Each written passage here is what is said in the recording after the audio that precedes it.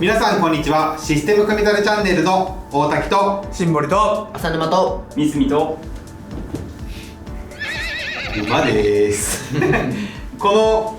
の4人と1頭で今日はお届けしていきたいと思っております。今日はフライククラスルームということで、生徒と先生役に分けてお話をしていきたいなっていうふうに思ってるんですけど、今日のテーマはバックログとセールスフォース連携なんですね。ただバックログには苦手なところがあって、僕が初めアサナ好きだったんですけど、ちょっとシンボリに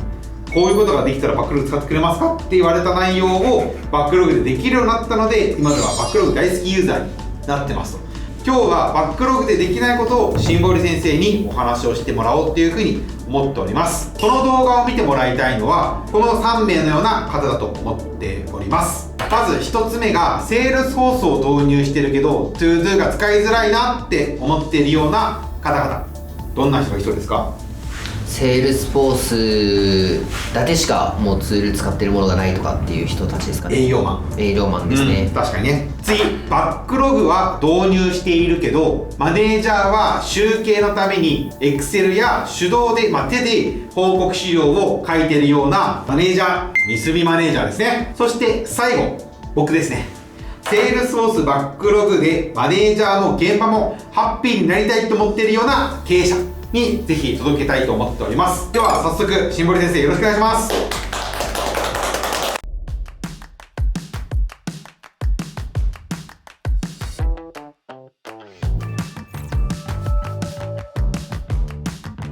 よろしくお願いします。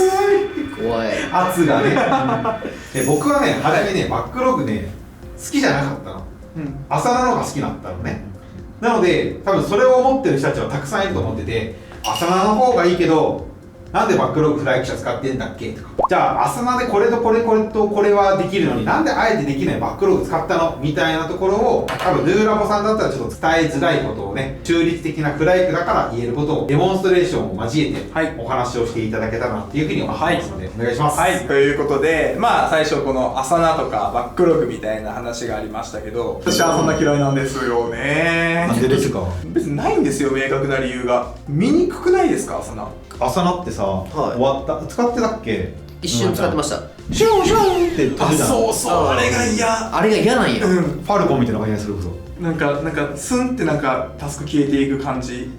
あれが嫌。へ見た目の問題だと思うんですけど、私の場合はすごく使いづらいって思ってました、アサナ。どうですか、浅沼さん？浅沼さん浅沼さんは自分からはあんまり使ってなかったことだけは覚えてます。そうだね、確かに沼ちゃんバックログ使い始めて革命起きたよね。こう自分のタスクだけを管理するんじゃなくて、プロジェクトとか全体でみんなで共有するタスクみたいな意味合いとか位置づけに変わったからなのかなとは思います。っていう感じで、アサナ使ってたんですよね、我々。ただ私が猛反対っていうか、アサナ嫌だって言って、じゃあ代わりのツール見つけてこいよみたいな感じになり、バックログちゃんを使うことになりました。確かに思い出したら、マーケとセールスは朝ナ使って、リツキたちはリツキだけ私だけだと使ってましたよね。バックログか。そうバックログと朝ナみたいな。そうで、一緒にしようぜみたいな話になった時にバトルが起きたのなんつってバックログ使おうって契約した翌日にわけのわからないことを言い出す人たちが出てきて、こっちの派閥が朝ナになる代わり、我々はバックログを使う代わりどうすんのってなりっていう、実は経緯がありました。で、じゃあそうなった時にバックログの弱点みたいなところがやっぱあったんですよね。これ大きく3つあって、1つ目が自分が参加をしていないプロジェクトの課題のタスクの一覧を出すことがバックログができなかった。見ようとすると権限がありませんみたいなの出てきても見れないっていうところと、2つ目これ結構大きいんですけど、プロジェクトを横断した管理っていうのができない。1プロジェクトに対してウェイって見に行くのはすごく見えるんですけど、そうではなくていろんなプロジェクトがあって、その中で優先順位なんだっけみたいな見え方がバックログができないっていうところと、最後がこのテンプレートから作るっていうことができないので、もちろんできるんですね。これスプレッドシートに連携してスプシにタスク作ってボタンポチッと押したら取り込むことはできるものの、アサナはもうテンプレートを作っておいてボタンポチッと押したら勝手に作られるみたいな、アサナの中で完結できたので、そこがないと戦えねえぞっていうフィードバックを受けました。で一方で我々システムを見る側の人間っていうのはあんまりまたいでみたいなのないじゃないですか、もうこのプロジェクトペケペケ様セールスソース導入プロジェクトに対してどうなってるのかっていう見方をするので、そういった観点あんまなかったりとか、もうひな形から作るなんてもうどうでもいいですよね、プロジェクトによって変わるからこの機能を作るとかっていうの変わるし、お客さんの要望で変わっていくので、ひな形なんかいらねえだろみたいなところもあり、バチバチ論争が繰り広げられた。そっか、マーケコンテンツはほぼほぼ同じというか、タスクは同じですもんね。そうなんですね。その中身は違うから、中身は別にクイップとかで作っていくし、できたものについてはボックスに保管するから同じだから、やってることはほぼほぼ同じだから、ひな形から作りたいっていう要望ですね。そうですよね。で、朝何にできてたのにわざわざできないバックログしなくちゃいけない理由が分かんないみたいな。そうなんですよ。しかも我々のプロジェクトやっぱ5本とかしか持ってないので、5本のプロジェクトなんか見に行けばいいですけど、マーケ側からしたら動画をもうなんか10本撮ってる20本撮ってるブログもプロジェクトがいっぱいある中で、いや横断して見れないのはねみたいな話もあったっていうのをちょっと今話しながら思い出しておりました。それとさ、はい、これバックログに行こうと思った時に確かにバックログがいいなと思ったところもあるんですけど、ユーザー課金体系だね。ああ、そりゃそうですね。そう、アサナはね、全ユーザーだから業務委託メンバーが増えれば増えるほど高くなっちゃうっていうのがあって、社内のメンバーが増えれば増えるほどっていうのは正直あったんですね。ただもういいや、見やすいもんアサナと思ってました当時は。そうですね。で逆に言うとバックログが得意なことっていうのはさっきあったような逆ですね。1個のプロジェクトを全力でマネージメントしていくっていうところはやっぱり UI、 やっぱ日本の企業っていうのは大きいですよね。そして私の大好きな緑、この便利優しい緑と我らが福岡の企業さんが作ってるっていう、やっぱりこの日本人にこう優しいなっていう UI なので、見た目もそうですけど一つのプロジェクトをハンデしていくっていう観点はめちゃめちゃ見やすいですし、自分が持ってるタスクっていう観点であればプロジェクトまたいでも多分ホーム画面に自分のタスク一覧みたいなバーって出てくるので、あそこ見ればもう一目両然というね感じでが、まあ、バックログの強さ。先生疲れてますか、もしかして。いやーちょっと難しい言葉がですね四字熟語と呼ばれる人たちが。好きな四字熟語何ですか？一刀両断ちょっとダメ今一目瞭然の1がちょっと頭にこびりついてて。面白い。大馬さんの好きな四字熟語はありますか？おー、嬉しいですね焼肉定食はい、ということで、じゃあこのバックログが弱いところっていうのを解決すればバックログ使ってくれるんだよねっていう話になり、じゃあこれをどうにか解決しようということで進めました。ポイント3つですね。まずは複数プロジェクトを横断して見れるようになればいいよねっていうところ。そして2つ目が、その複数またいでも担当者ごとにどのくらいのタスクの負荷があるのか、どのくらい持ってるのかっていうのをしっかりとこう横断的に見れるようになっていきましょうねっていうのが2つ目。そして3つ目がテンプレート問題ですね。テンプレートから作れない、スプレッドシートは使いたくないっていうところがあったので、じゃあそれを使わずにどうにかテンプレートから作れないかっていうこの3つが解決するための方法を考えて実現できたので、今日はそれをちょっとお話ししていただこうかなというふうに思います。楽しみです。イエーイおパラパラパラパラパラパラパラパラパラ。そしたらまずは、複数プロジェクトとか担当者別のとかみたいな、どっちかというとこの分析軸ですよね。一つのプロジェクトに対してどうなってんだじゃなくて、全体をこうバーッと見てはんっていうところの機能の部分をどうしようかってなった時に、強いのが我らが使ってるツールであるよねっていう風になって、何だと思いますか、西見さん？セールスフォースですね。もうまさにおっしゃる通りですね。セールスフォースにはレポートダッシュボードっていう機能があるので、これを使って何とかできないのかっていうところから入っていきました。でそれをすると、セールスフォースからタスク作るくねってなったら、セールスフォースからひな形でガンってタスクができれば、ひな形問題も解決し、タスクをセールスフォースに戻せばレポートダッシュボードで見れるよね。やーべえ、全解決じゃんっていうのが今日の結論ですギャンいってギャンいってギャンなんですね。ギャンいってギャンいってギャンですね。ギャンかせんといかんっつって、はいということで、もう見てください。見たが早いです。こちらです。これ実際に弊社の本番環境のダッシュボードなんですけど、カラフル。カラフル、ものすごいですね。これで大滝さんは実際に見てますよね。見てますね。これ何かっていうと、マーケコンテンツって呼ばれる、大量に動いてるものを全体的に見ていくダッシュボードっていう形で作ってます。で、あとマーケコンテンツの中でもいろんな絞り込みが発生してくると思うので、ダッシュボードの条件で、絞り込みをしながらですね、それぞれマーケなのか採用なのか社内作業なのかみたいなところも見れるように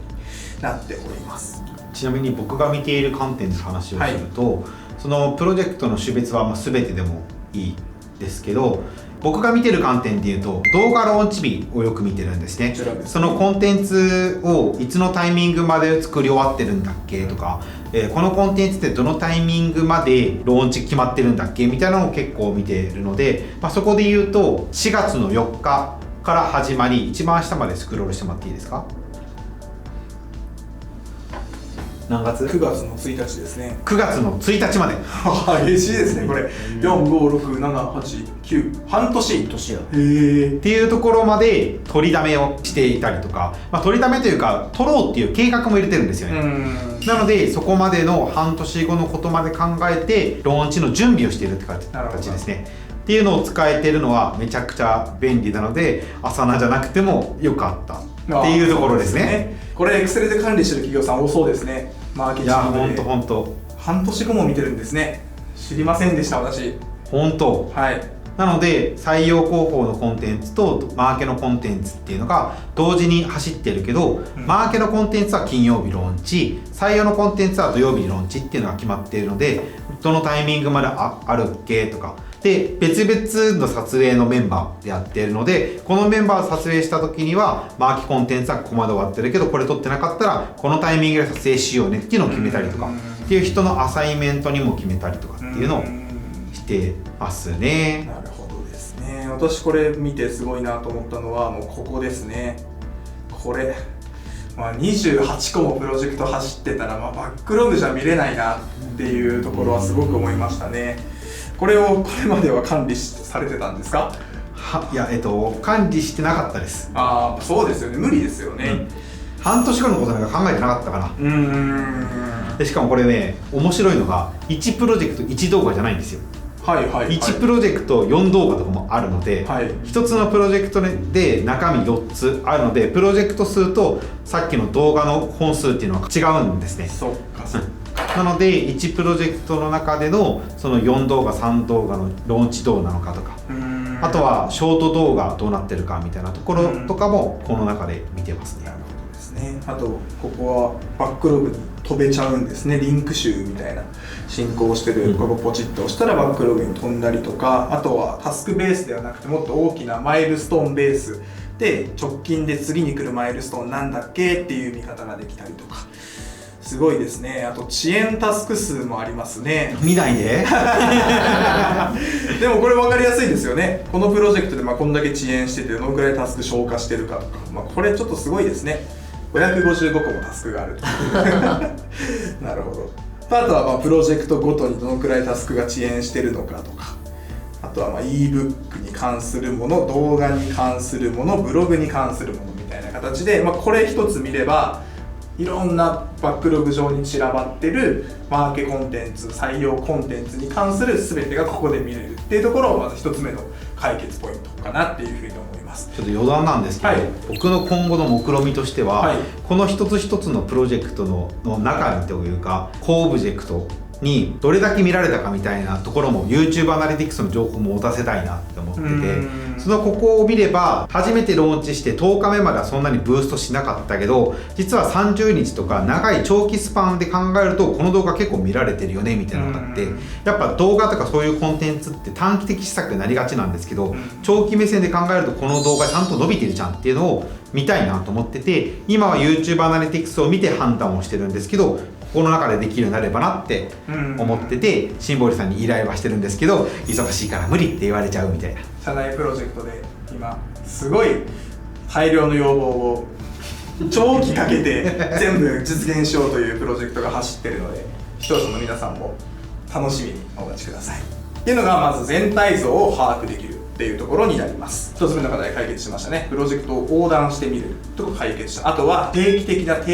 的なタスクをどう作るかっていうところですね。で、視聴者の皆さん、詳細はバックログ×セールスフォースの営業編とマーケティング編っていう動画がそれぞれ上がってるはずですので、こちらから見ていただけるとすごく分かりやすいかなっていうふうに思います。で、今日は具体的なところはご説明しないですけど、じゃあその定型的なタスクをどういうふうに管理して作ってるのかっていうところをご説明していこうかなと思います。実はですね、セールスフォースの中にバックログマスターっていうのをもう用意してまして、この用意されたマスターに対して自動的にタスクができるっていう動きを作っております。具体的には動画とか、これたくさんいろいろあるんですね。動画だけではなくて商談とかプロジェクトとか、タスク管理って今回話してるマーケだけではなくて営業もそうですし、ものづくりをしているミドルオフィスもそうですしって形でそれぞれあるので、それぞれマスター化をまずしております。で、今出てるのが動画に関するマスターのところなんですけど、動画テストみたいなのも入っちゃってますけど、動画のところでいくと動画1本撮ってそれをローンチするまでに定型的なタスクっていうのが全部で13個あるので、これをマスターの方で管理しています。はい、これですね、マスターを作って終わりじゃないなっていうエピソードの話をしたいんですけど、これね、沼ちゃんが教えてくれたサムネイル社内レビューと動画社内レビューっていうのを入れたんですよ。やっぱこうマスタータスクを作って終わりにしないっていうのがすごく重要だなと思ってて、やっぱマスター作って終わりじゃなくて、例えばメンションでそのタスクの中でメンションするんじゃなくて、ちゃんとタスクの中でタスクを別途作った方がいいよねっていうのを沼ちゃんからフィードバックをもらって作ったので、こういう風に反映ができるので、もうマスター作って終わりじゃなくて、その社内の現場が回した時にこうあるべき姿ってなんだっけみたいなところを逐一変えれるのっていうのが、なんか作り込みじゃなくてこういうサース系を使う時のメリットだなって思います。確かにそうです。どう思いますか？はい、いやすごいと思います。流動的に現場メンバーで変えれる仕組みみたいなところがあるので、こうわざわざプログラムいじったりとかせずっていうのが徹底変更できるところはすごい便利なところかなと。沼ちゃんとスラックでやり取りするとかコミュニケーションをしてすぐに変えて、シーケンス番号だけ振り返るだけなんで、すごく便利ですよね。バックログのマスターがセールスフォースの中にある。そうです。バックログに作りたい定型的なタスクをセールスフォースの中でマスター化しているようなイメージですね。で、他にもバックログっていろんな要素があって、例えば優先度とか、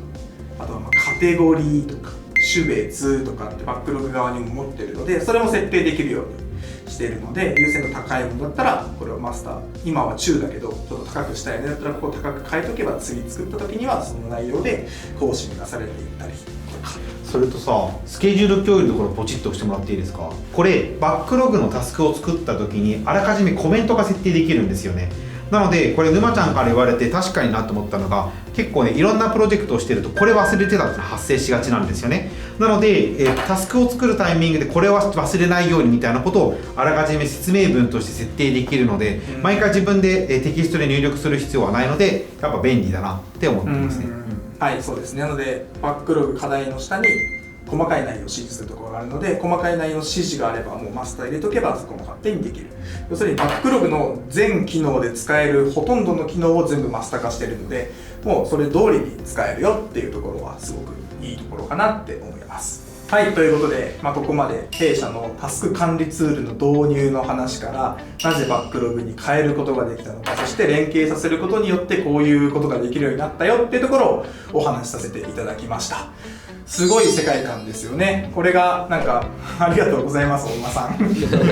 れができるようになると、多分救われる企業さんとか救われる部署さんとかもしかしたらいらっしゃると思うので、ぜひ